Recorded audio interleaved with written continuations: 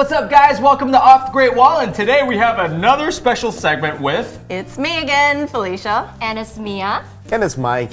And Nan. The topic of racism, we addressed it before. You know, this is something that being Asian, being Chinese specifically, we deal with a lot. We talked about us being picked on when we were growing up because of racism.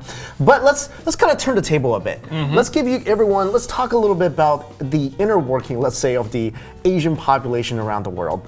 There's a lot of racism going on within even that network as well. Absolutely. Definitely. I mean, the famous comedian said it right? Like, you know, Chris Rock, it's like a lot of times the people that are racist the most could be your own race. Right. And we all definitely experienced that. I mean, just me growing up here in the US, like I got racism from Westerners and Chinese people alike. A lot of times we do talk about being picked on because of our race, usually from people who are not Asian. But have you guys experienced at least that, being picked on because you know, you're Asian by people who are not Asian? I think growing up for me, because I started school in Australia, so my English was already pretty good, like I was native. So I think the biggest barrier is if you don't know how to speak. So if you come in when you're already like 15 and then you're kind of stuck in your own shell, you're in like culture shock, that's when you get picked on, because that's when, like, I talked to my mum and she came here when she was 12, went straight to high school, and that was when, you know, that's at its peak, right? Bullying and that kind of thing. Definitely. But you know, starting from preschool, kindergarten here, I was pretty much treated like everyone else. Maybe in Melbourne, because there is a big Chinese community, especially where I lived. Yeah, I had a different experience. I mean, even if you speak the language, like I was born and raised in Indonesia, but I'm ethnicity-wise, I'm like the minority because I'm Chinese Indonesians. And when I was in elementary school, I went to the school where the majority of the students there were native, like not Chinese Indonesians. So they looked at me, I look a little different, like I have like fair skin and like smaller eyes and everything. So they looked at me, they're like, oh, you're Chinese, you're Chinese. But isn't there a lot of Chinese Indonesians? Not a lot. I think if you look at this percentage, we're actually very small. Obviously, there's you know, we experience race growing up in other countries. Let's go back into Asia. Let's explore some of the racism that goes around in Asia, because as a joke, we always say, you know, I know, you know, us when we hang out, we're like, oh man, Asians are the most racist, because we kind of like. There's definitely some truth to that. Yeah. Right. If you're like the fairer skinned Asian, you look down upon, you know, the darker skinned Asians. Definitely. Like Chinese people will be like, oh, they're farmers, or like, you know, they're Right. quite lower on this status type of thing. Well, I think one of the reasons like we want to talk about this, at least for me, is, you know, we want to put the stuff out there. Exactly. Because you know, obviously if somebody just tuned into this, they're like, they could be like, those guys are just being racist, but actually I want to talk about where they come from. Exactly. Because once we talk about it, then you can take the first step to kind of break it. Yeah. Most Asian parents, they actually lived through that period where Cultural Revolution in China. Some parents, you know, we're talking about older, maybe even grandparents, World War II, the invasion of China by Japan. Oh, yeah. Like, they lived through that stuff. There was conflicts between Vietnam, China, Korea, Japan. It was everywhere. It was a mess. That kind of became like the source of a lot of hatred between a lot of ethnicities and a lot of countries. So, you know, and then that kind of gets passed down to, let's say, you know, that generation of our parents who, you know, they probably lived through the Cultural Revolution, but then maybe didn't experience the war and all that stuff. So that stuff wasn't that long ago. Exactly. And that impacted a lot on how we as Asians kind of like feel our feelings towards each other. Right. Like No, Chinese absolutely. and Japanese. Right. Right. So let's identify tension. some of the most obvious ones, right? Chinese and Japanese people, obviously each there's a other. lot of tension there. There's so much tension there, and that's been made worse, you know, throughout the last few years by conflicts, you know, in that area. This with is the my island. This is your island. I mean, whose island There's is a lot it? of that going on. I heard that a lot from my Chinese friends. Like, oh, my parents would never let me marry a Japanese guy. I'm like, why? Throughout history, right, Japan was one of the major forces of trying to take over. Yeah, they that occupied eastern Indonesia area. for a few years, but I think even if they did that in such a short period of time, I think we would suffer a lot. Who of the Asian neighbors do Indonesians maybe have a little, you know, tension with?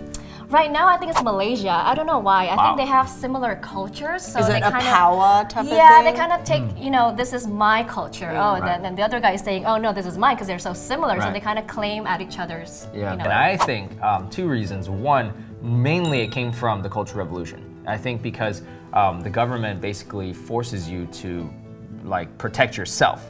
Do they like group people into different category and then they like pit It's them? more like throughout the decades, like you've been oppressed so much, like you don't trust anybody. Okay. So you don't like to go outside of your even like.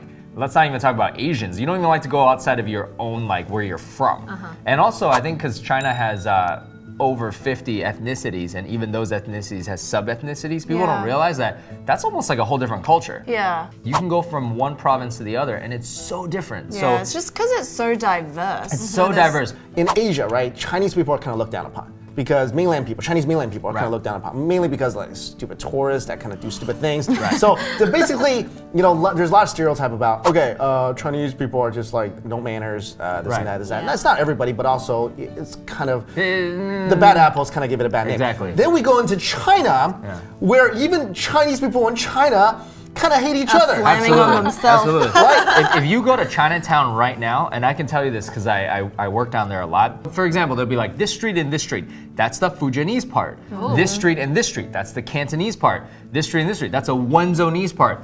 And this is what they tell me, they don't mix. Right. The Fujianese shop in the Fujianese area, they don't go over to the Cantonese. And it's true, I've seen it. You know, like when you walk through it, you'll hear different dialects. Also, I think like the reason a lot of maybe Asians are more racist is because the Asian countries are not as open as other countries. If you're in Indonesia, or you're in like Thailand, or you're in Vietnam, or in China, if you see a white person, it's kind of like a thing. Like if it's our friend who went to Taiwan, he's like a tall, novelty. Yeah, he's a tall white guy. It's like spot the white guy. He's a tall white guy. And he's like, when I'm in Taiwan, I'm like a celebrity because everyone's like, oh.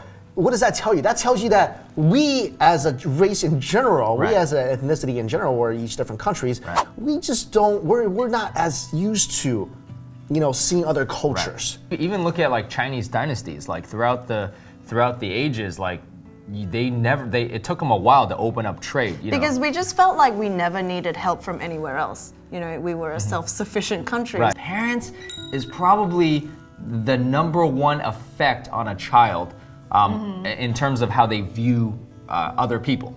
And for example, like you, like when I was growing up, I was kind of bullied until I was 6, 7, 8, and all of a sudden I just kind of wasn't bullied anymore. And I was bullied, like I was the only Chinese kid in the class for like as long as I can remember. I was in Boston, there was like no Chinese people, but every time I came home and I would tell my mom what happened at school, and instead of her being like, yeah, stay away from, you know, XYZ, just hang out with Asian kids, she really was like, you know, Dan, you should first of all, endure it, be tolerant, you know, everyone has good things about them. So she had no inclination of racism. So that kind of affected me in a positive way. Right. And then once I stopped letting that bother me, you know how bullies are, right? When they feel weakness, they'll come do it more. And I think a lot of it is if you feel scared, it comes off like that, and then they just pick on that. Definitely. Yeah. And then so when I got a little bit older, I didn't feel like that anymore, and all of a sudden, like, it just stopped. Well, let's point out that your mom and your parents are very, I think, in the outlier absolutely. Area of Asian parents. In what way? They're artists. First of all, they're artists. I mean, imagine like you guys want to be artists now. Imagine like his parents wanted to be artists going to like their. And wait, they're not musicians because musicians are still like accepted. They're like painters. Painters and writers. Man, that is like the two most looked down professions by Chinese parents. How many of your parents have said, don't come home with like this particular person. Absolutely. Do not marry this. I was dating a white girl in the Midwest. I think I told this story before. And we were dating. I brought her to dinner and whatever. My mom said this. My mom said, you can date her, but you cannot marry her. Yeah. That's like, I mean, come on, like. Oh, no. My parents have never said that though. Well, or maybe good for it's you. implied. Do you think so? Do you think they implied it? I think they're just more open because they came here at a really young age as well. That kind of affects it, I guess. What about you, Mia? I do see that in my family, not in my immediate family, but in my extended family. Like, do not date non-Chinese Indonesians or something like that. So it's specific down to Chinese Indonesians, Yeah. not even like Chinese in general. What? Chinese. No, it's like, Wow. yeah. What a so- small little skirt. So you can date like I don't know how many Chinese Indonesians there are, but that's Well, okay, kind of limit even your within options here. that, you know, there's like different type of Chinese, right? There's ones from like Fujian province or Right. like that. Yeah, right. So I think our family is pretty strict about that. Wow. Okay. The marriage thing also applies inside China. Oh, Like definitely. if you're in Beijing, right, and then you want to marry someone, let's say from Fujian. That's an issue with your parents. Yeah. That's gonna be an issue with your parents. Yeah, because the Fujian people in China are considered okay, they're more farmers. Yep. Like okay, they're not as educated. That's kind of like Right. the They're stereotype considered the against it. lowest on the totem pole. Right. Yeah. Oh no, I'm one of them.